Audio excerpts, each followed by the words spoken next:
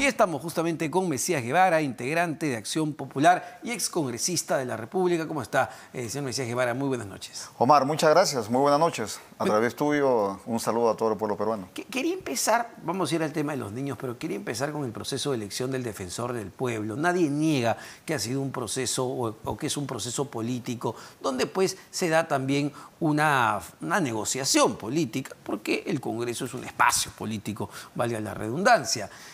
Pero esta elección responde realmente a un bien mayor. Esta elección responde a un perfil técnico, el perfil que necesita realmente la Defensoría del Pueblo y sobre todo el perfil que necesitan los ciudadanos. Mira, Omar, lo que estamos viendo en el Congreso de la República últimamente no es ya esa negociación tradicional que debe existir en busca de un consenso y que ese consenso nos lleve a generar y a consolidar un valor público. No existe. Lo que ha existido en estos momentos a la luz de los hechos y de los indicios y antecedentes previos, fíjate que estamos viendo que más allá de una negociación ya es una componenda.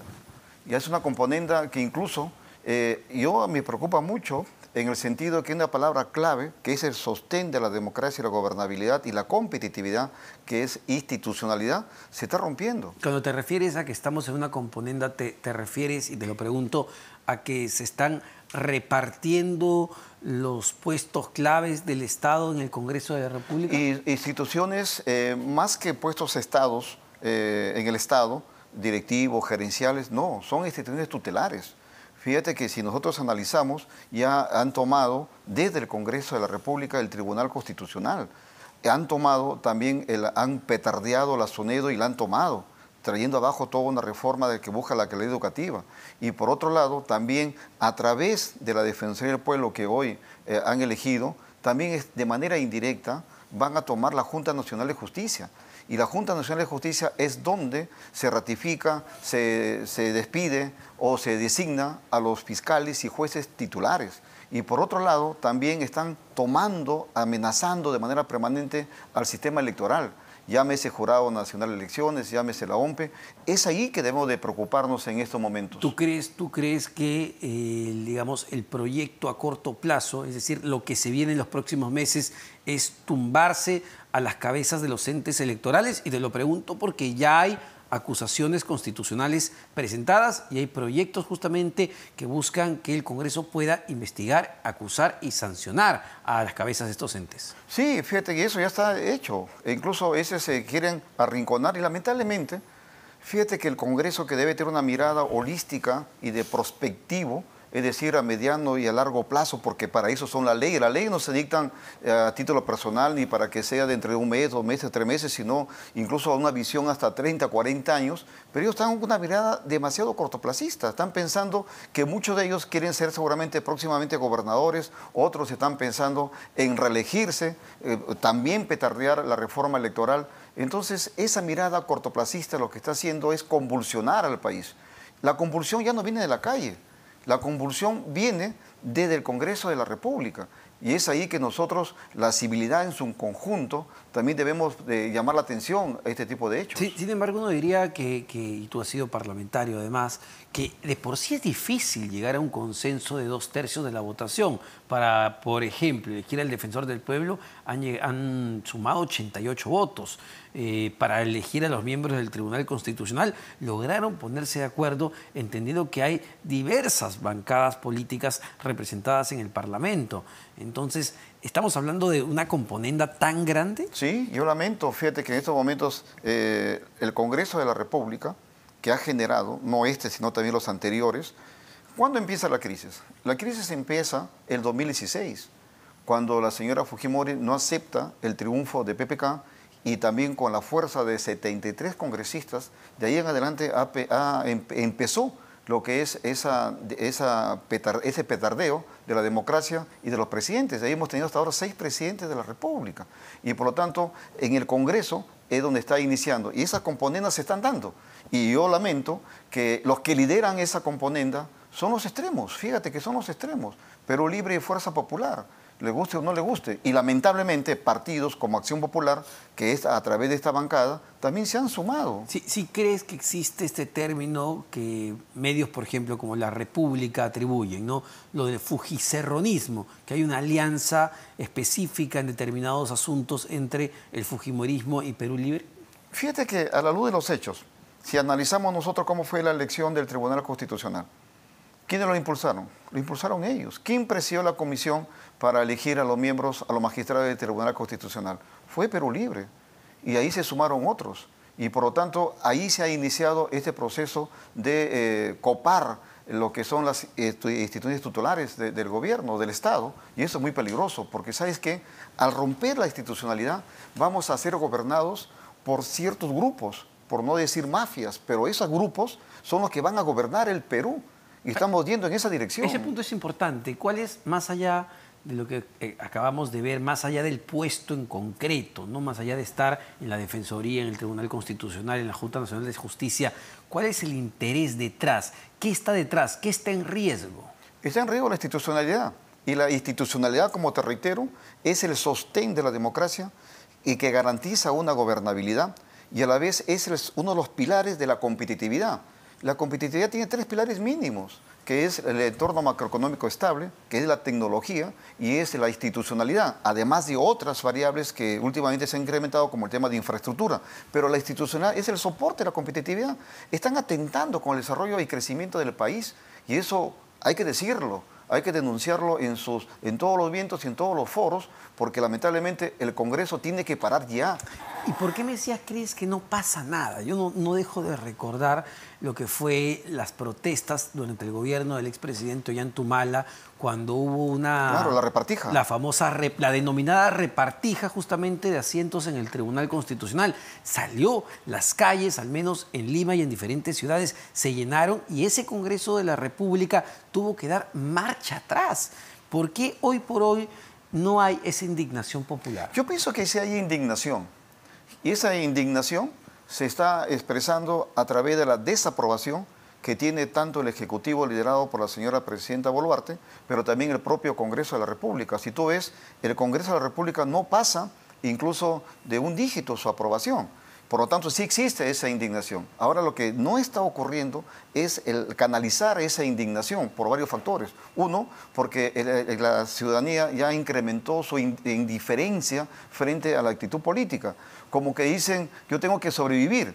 Y recordemos, Omar, que recientemente hemos tenido una pandemia.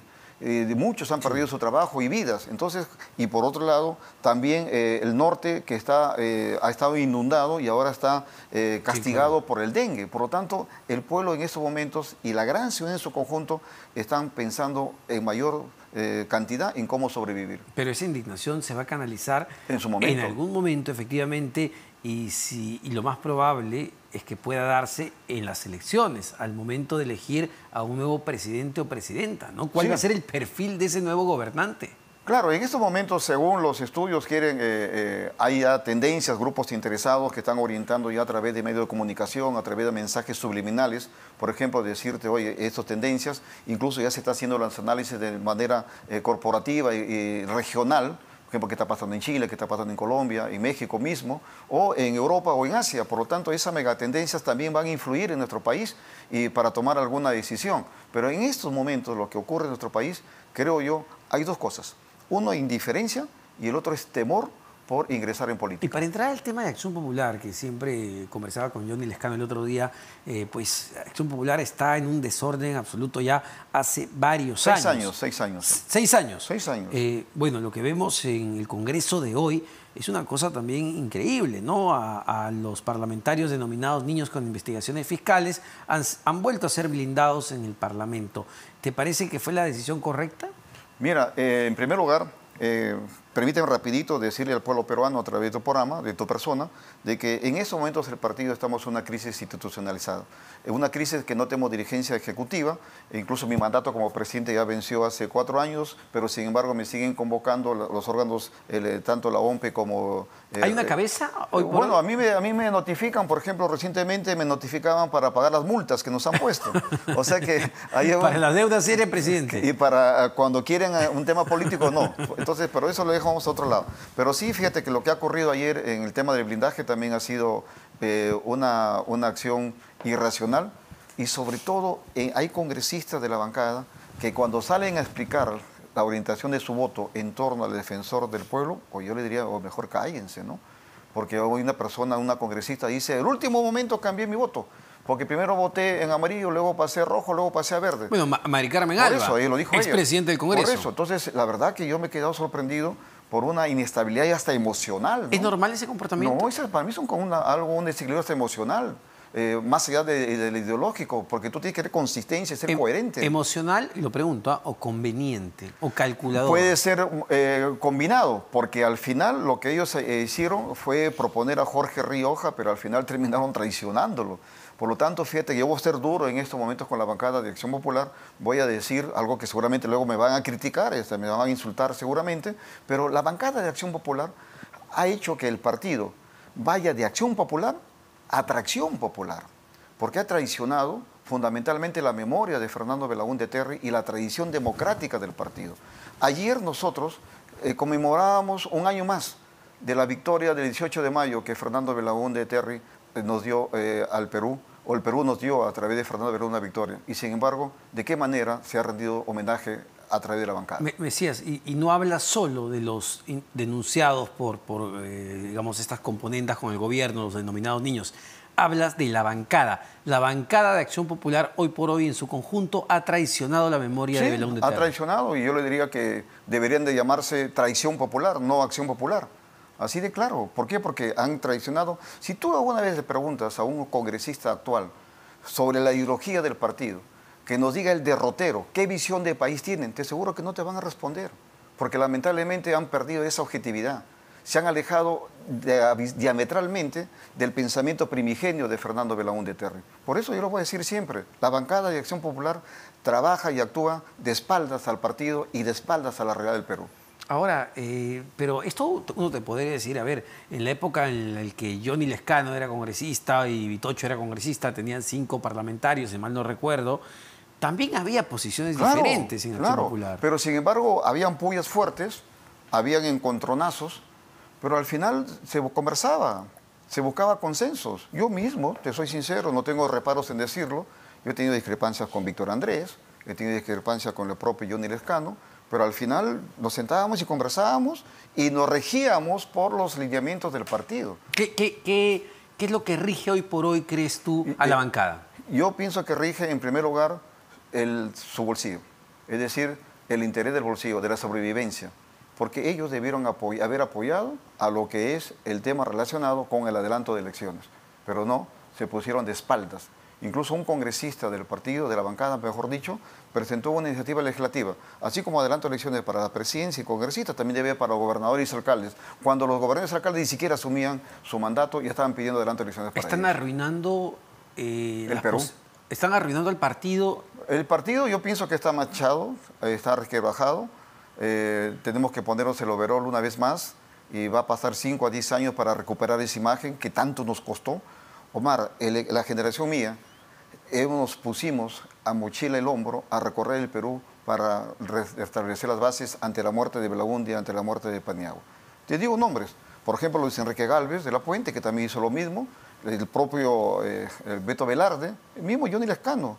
Nos pusimos la mochila y otros dirigentes para recorrer el Perú, para que ahora simplemente destrocen todo lo que ha... ¿Te parece normal, por ejemplo, hablando de la bancada, que un congresista como José Arriola, que me parece era vocero en algún momento, no sé si sigue siendo vocero, es el vocero, se le encuentre pues una cantidad exorbitante de dinero bajo el colchón o en su cuarto y luego también se descubra que hacía firmar a sus trabajadores del despacho declaraciones juradas para donaciones? Es una actitud no normal para un militante de Acción Popular. Seguramente en otros militantes de otros partidos podría haberlo, pero en Acción Popular nunca ha ocurrido eso. Nunca ha ocurrido eso y habría que recordarle a este señor parlamentario de que existe el sistema financiero. Es decir, que existe el banco y que tienes que bancarizar todos tus procesos y tus ahorros. El colchón no es un banco.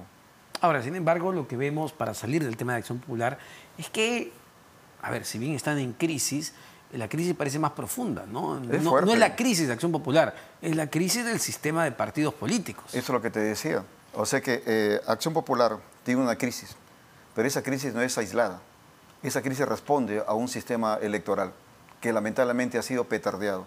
Por ejemplo, ¿cuál sería una de las soluciones?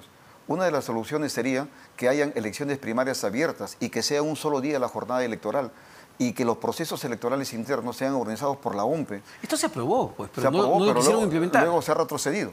Y lo otro, el Jurado Nacional de Elecciones, que tiene que fiscalizar más desde el proceso electoral. Y ahí está la solución. Y cuando elabore la lista parlamentaria, se elabore en torno de esos resultados de las primarias internas.